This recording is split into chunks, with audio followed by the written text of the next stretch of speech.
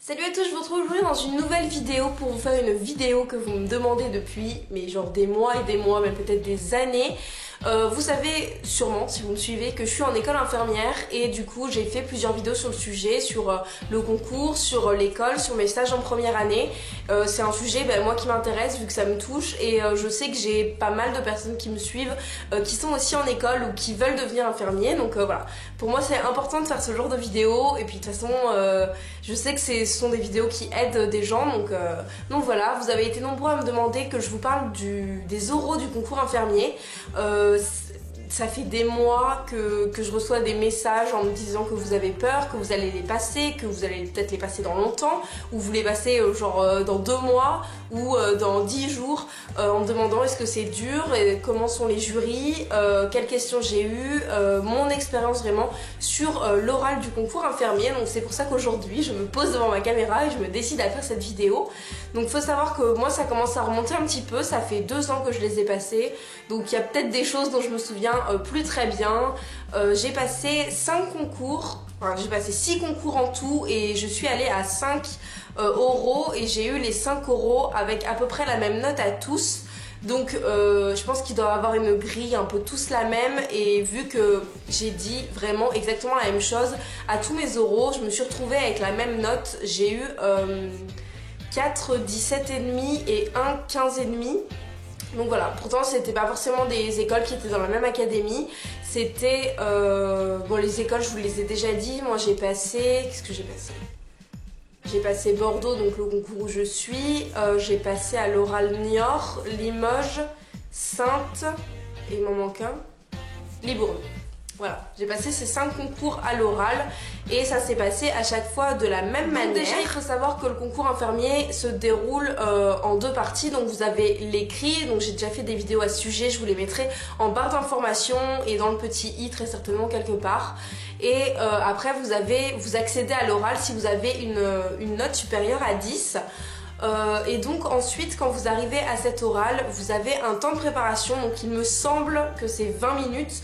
On vous donne une question, un thème. Moi c'était toujours sous forme de question. Voilà, une petite phrase, ça peut être un petit texte sur un sujet d'actualité, sur généralement un sujet de santé publique. Donc moi de tête je me souviens vraiment pas de tout, je suis désolée, mais je sais que j'ai eu l'audition chez les jeunes, j'ai eu l'euthanasie.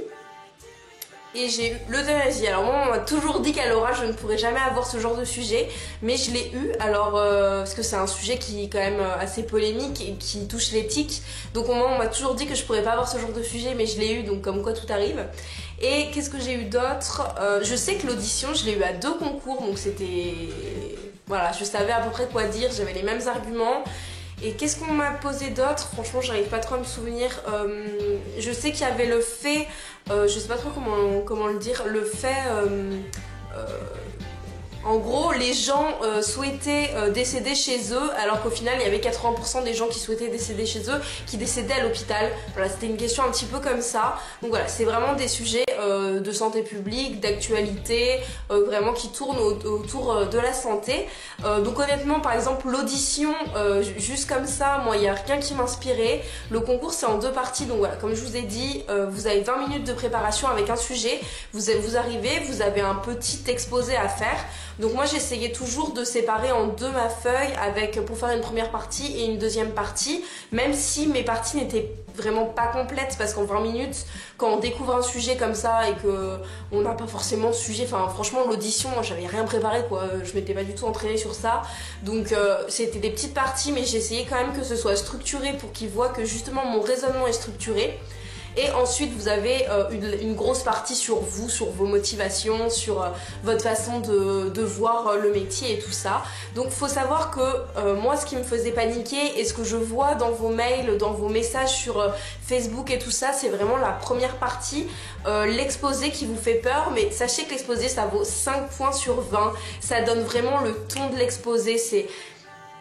Je pense qu'à partir du moment où vous structurez vos idées, même s'il n'y a pas un énorme fond, moi franchement il n'y avait pas un grand fond à ce que je disais, c'est sûr et certain, mais le temps qu'il voit en fait que vous avez un avis sur les choses et surtout que vous savez l'expliquer, que vous savez, même si c'est avec vos mots, expliquer pourquoi vous avez cet avis-là, je pense qu'il n'y aura vraiment pas de problème. Après c'est sur 5 points, donc à la limite même si vous avez, je sais pas, genre 1 sur 5, enfin c'est toujours rattrapable avec le reste. Donc voilà, pour l'exposé, pour moi je pense que c'est vraiment important de structurer, de savoir pourquoi on dit les choses, même si c'est avec vos mots, même si vous n'avez pas sorti des définitions de dingue et que vous avez l'impression que c'est plutôt moyen, dites-vous que c'est sur 5 et le temps que vous avez su argumenter, il n'y aura vraiment pas de souci. Donc à la suite de ce mini exposé, ils peuvent vous poser des questions sur l'exposé, sur un petit truc qu'ils n'ont pas compris ou quelque chose qui pour eux mérite d'être un petit peu plus développé. Mais moi on m'a toujours posé des questions sur mes exposés, même si c'était par exemple une question juste voilà pour me déstabiliser. C'est vraiment celui dont je me souviendrai, c'était l'oral à Niort. Et justement c'était le sujet de il y a des gens qui souhaitent mourir à domicile et qui meurent à l'hôpital, et moi à la fin de mon exposé qui avait été voilà, très bref, hein, j'ai dû parler 5 minutes c'est tout, à la fin de mon exposé la seule question qu'ils m'ont posée c'est et vous voulez mourir chez vous à l'hôpital? Alors moi j'ai passé les concours, j'avais 19 ans, donc honnêtement tout ce que j'ai fait c'est avoir un grand sourire et je leur ai dit que voilà, je m'étais jamais posé la question mais que je comprenais les deux parties et que j'avais confiance à l'hôpital. Du coup c'est pour ça que en fait j'ai pas donné mon avis, j'ai continué à argumenter mon exposé, mais c'est vrai que ce genre de questions c'est... Enfin, ça m'a un peu choquée de savoir qu'ils me posaient cette question-là. Enfin, est-ce que je veux mourir chez moi ou à l'hôpital? Honnêtement, à 19 ans, même à 30 ans, je pense qu'on s'est pas posé la question. C'est un petit peu bizarre comme question, mais voilà, c'est pour vous donner un petit peu le style de question que vous pouvez avoir.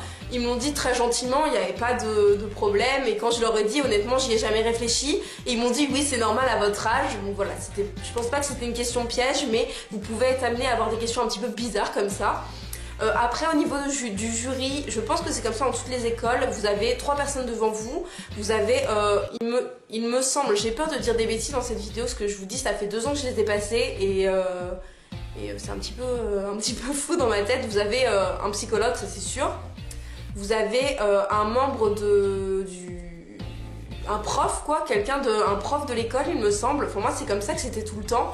Et après vous avez une personne de l'école, ça peut être la sous-directrice ou une secrétaire, ou enfin voilà, ce sont que des personnes de l'école.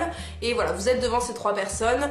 Moi j'ai eu de tout, j'ai eu des concours où ils étaient très très avenants, très gentils, ça se voyait qu'ils mettaient en confiance.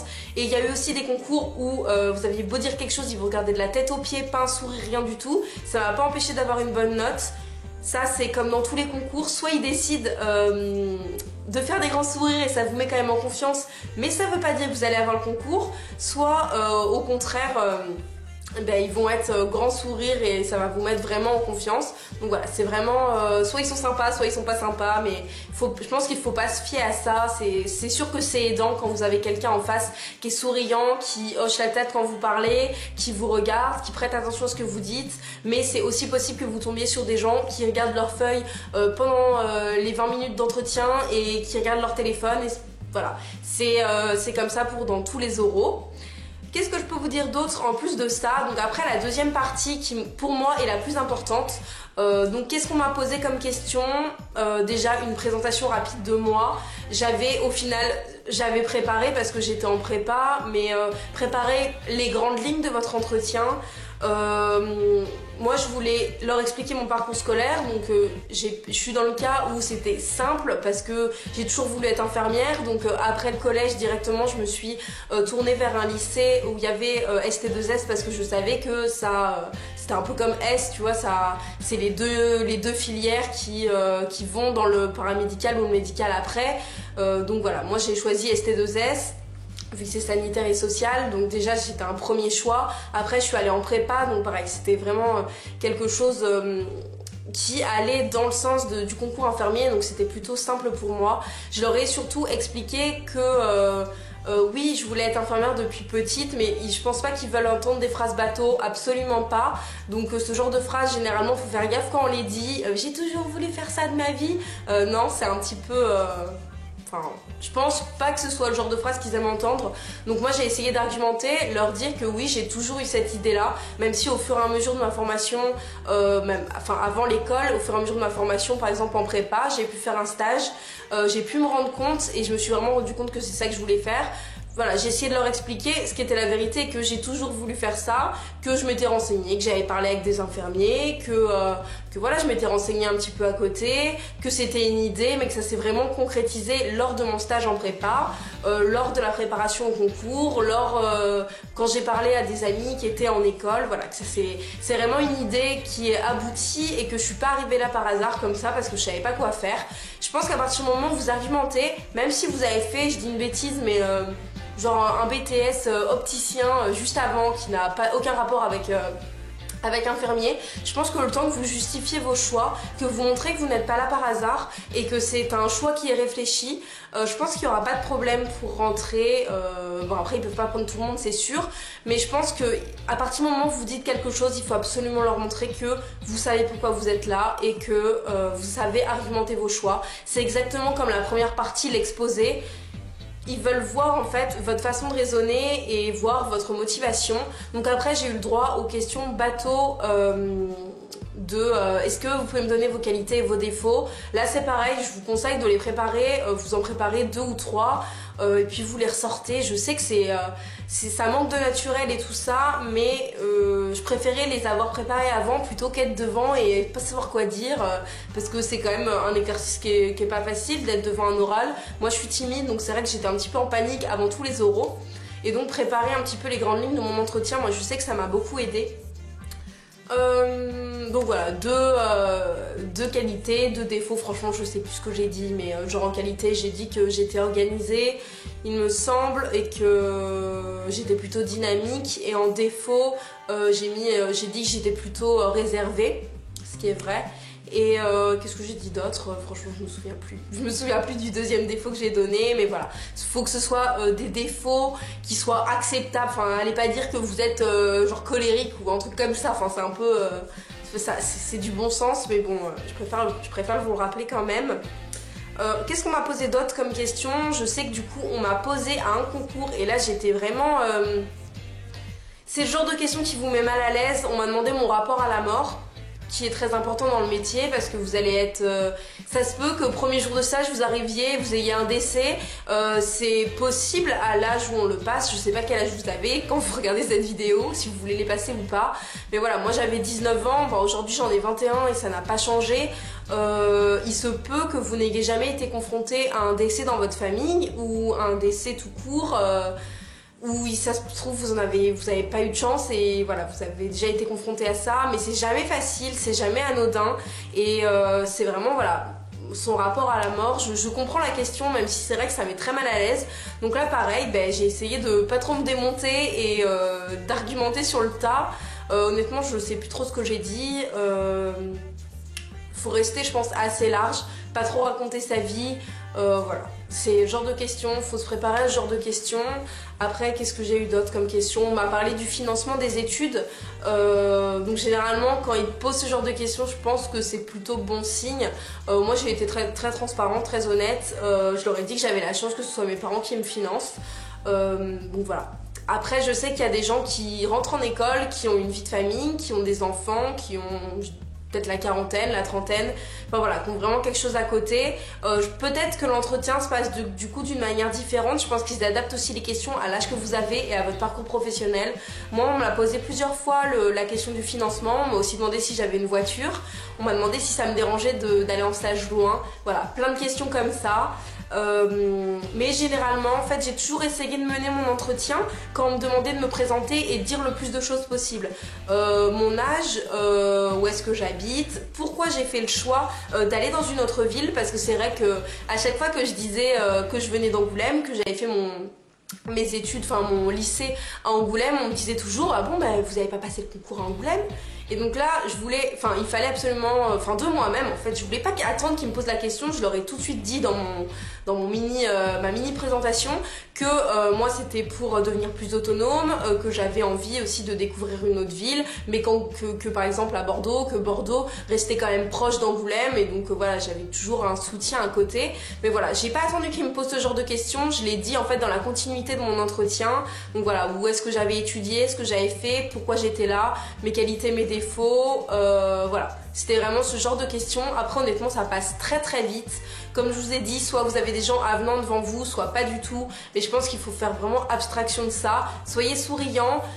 Je sais que vous allez paniquer, y a beaucoup de gens qui sont timides comme moi je suis vraiment très timide. Je fais des vidéos devant ma caméra, peut-être que j'ai l'air à l'aise, je sais pas. Mais je sais que quand je suis face à des gens que je ne connais pas, je suis en panique, je tremble, j'ai les jambes, j'ai l'impression qu'elles vont me lâcher. Voilà, je suis vraiment pas bien et j'étais pas... Ça dépendait des concours, au fur et à mesure je me détendais, mais je me souviens que le premier concours que j'ai passé c'était Sainte. Je m'en souviendrai toute ma vie. C'était du coup il y a 2 ans. Je me souviens de l'endroit où je me suis assise dans l'amphi pour préparer ma question, là, mon exposé. Tellement j'étais en panique et tellement ce jour m'a traumatisée. Mais voilà, vous laissez pas démonter. Ils ont l'habitude d'avoir des gens qui ont peur devant eux, des gens qui soient un peu stressés, mais honnêtement c'est courant, c'est comme ça pour à peu près tout le monde. Si vous êtes quelqu'un de zen, vous allez y aller pisse, ben, tant mieux pour vous, mais je pense que la plupart des gens, et c'est souvent ça qui revient dans les messages, sont un peu en panique, un peu comme j'ai pu l'être, donc je comprends totalement. Donc voilà pour cette vidéo, je sais pas trop ce que je pouvais rajouter d'autre. Pareil, comme d'habitude, j'ai pas forcément préparé, je vous ai juste dit ce dont je me souviens. Je répondrai à vos questions en commentaire ou dans une FAQ, je réponds à vos questions comme j'ai pu le faire déjà pour le concours infirmier, la première partie. Donc n'hésitez pas à mettre tout ça en commentaire. Si vous avez passé le concours, partagez vos expériences. Si vous allez le passer, je vous dis un gros merde. J'ai des amis qui le passent en ce moment. Donc je vous fais des gros bisous. Vous reconnaîtrez, c'est sûr. Vous n'hésitez pas à me suivre sur les réseaux sociaux, donc sur Twitter, sur Snapchat, sur Facebook, sur Instagram. Je les ai tous de toute façon. Je vous mets tous les liens en barre d'informations. On se retrouve très bientôt dans une nouvelle vidéo un petit peu plus, voilà, qui ne parle pas du sujet du concours infirmier, parce que je sais que ça n'intéresse pas tout le monde. En tout cas, je vous souhaite bonne chance si vous passez et à bientôt.